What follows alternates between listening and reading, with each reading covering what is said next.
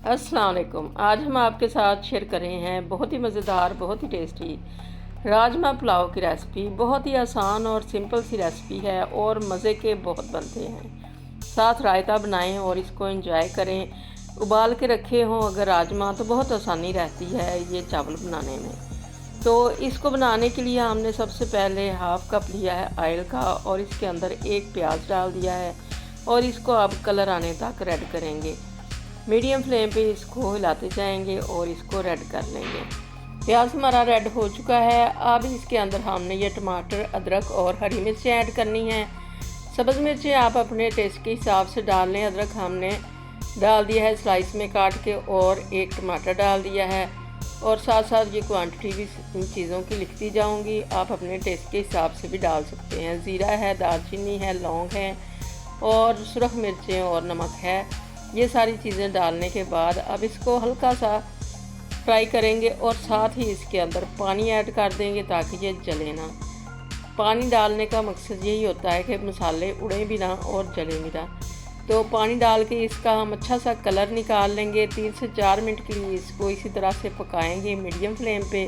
अच्छा सा कलर निकल चुका है तो ये बॉयल किए हुए हमारे पास राजमा हैं, तो इनको हमने फ्रीज़र में से निकाल लिया है और इसके अंदर डाल दिया है। 1 कप हमने लिया है उबले हुए राजमा।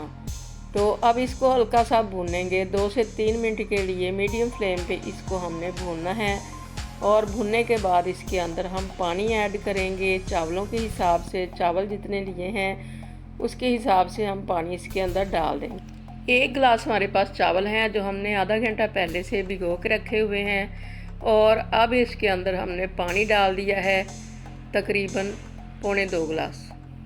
थोड़ा सा कम ही डालें तो अच्छे चावल बनते हैं। तो ये काफ़ी बॉइलिंग पे आ चुका है पानी। तो अब इस स्टेज पे हम इसके अंदर भीगे हुए चावल डाल देंगे। पानी हमने निचोड़ लिया था और पहले से ही पानी पूरा डाला हुआ है चावलों के अंदर।